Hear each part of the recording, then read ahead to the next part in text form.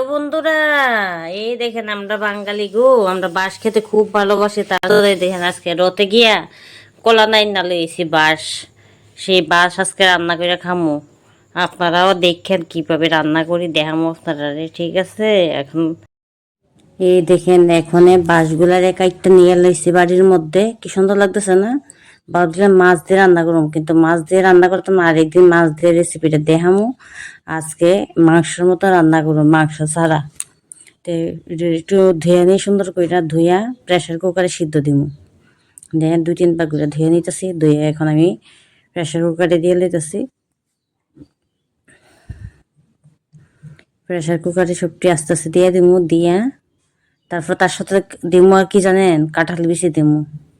কয়েকটা কাঁঠাল বিচি দিয়ে যাবো, তাহলে মাখা মাখা লাগবো, ভালো লাগবো খাইতে। আপনারা কি দেননি কাঁঠাল বিচি জানি না, আমি দিয়েই দেখে দিছি। দিয়ে বলতে ঘরে আসে দিকে দিছি, যে সময় থাকতো না তখন তো আর দিতে পারতাম না, না মানে আসে করে দিয়ে দিছি। আর এটি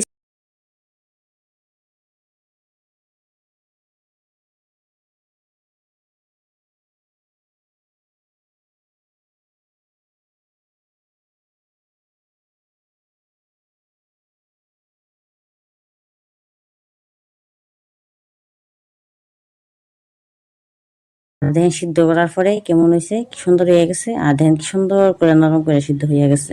আর এখানে বড় একটা আলু পুলি পুলি কইরা দেখেন তেলে দিয়া ভাজা নিতেছি, নুন হলুদ দিয়া ভাজা নিতেছি। ভাজা এখন রাইখা দিলাম। আর দেখেন মশলা দিয়ে কইটা নিছি, পেঁয়াজ রসুন আদা জিরা ধইনা শুকনো লঙ্কা সব একসাথে মিক্সার করে নিছি। আর সেই গরম তেলের মধ্যে ছেড়ে দিছি, আর লগে 2-3টা রসুন ছেঁচা দিয়া দিছি।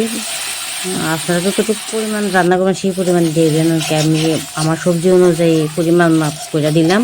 তা আপনারা এইভাবে দিবেন, দিয়া রান্না করবেন। আর সুন্দর করে কষাই নিতেছি, দেখেন কি সুন্দর লাল লাল হইতেছে। কষানোটা হয়ে গেলে তার মধ্যে আমি যে সিদ্ধ করে রাখছি বাঁশকুড়ুলটা কাটা আলু বেশি, আর বাঁশকুড়ুল আর সঙ্গে আলু ভাজা সবটা সবজি এই কষানো মশলার মধ্যে ঢেলা দিব। ঢাইলে আবার সুন্দর করে আলতো হাতে কষামো, আলু ফ্রেম করে রাখুন, নিলে কিন্তু আবার লেগে যাইব, লাগলে আবার পুরা পুরা গন্ধ করবো, ভালো লাগবে না, বুঝছেন? আর কেরা কেরা এমনি খান একটু কমেন্ট করে আমার জানাই, আমি এমনি খাই, এই ভিডিওটা আপনাদের শেয়ার করছি। বাঁশকুড়ুলের আগে একটা ভিডিও আছে আমার, সেটা শুটকি দিয়ে রান্না করছিলাম। আর আজকে আমি একদম মাংসের মতো রান্না করতেছি, কিন্তু মাংস ছাড়া। কিন্তু খাওয়ার সময় লাগছে কেমন জানেন, মনে হয় যেন আমি শুটকি দিয়ে রান্না করছি, এমন আমার কাছে এমন ফিলিংস হয়েছে। তারপর আবার তো নিরামিষও খাওয়া যায়। আবার আরেকদিন আমি মাছ দিয়ে একটা রেসিপি নিয়ে আমু বাঁশকুড়ুলের। তো কেমন লাগছে আমার ভিডিওটা কমেন্ট করে কিন্তু সবাই জানাবেন। আর পরিমাণ মতো জল দিয়া ঢাকনা দিয়ে রাখুন, আর একটু যাতে সিদ্ধ হয়ে যায়, আর মশলার গন্ধটাও যা সুন্দর একটা মশলার গন্ধ আইবে, ঠিক না?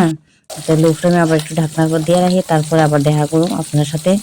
আর যদি ভিডিওটা ভালো লাগে বেশি বেশি করে শেয়ার করবেন, কমেন্ট করবেন, লাইক করবেন, ঠিক আছে বন্ধুরা?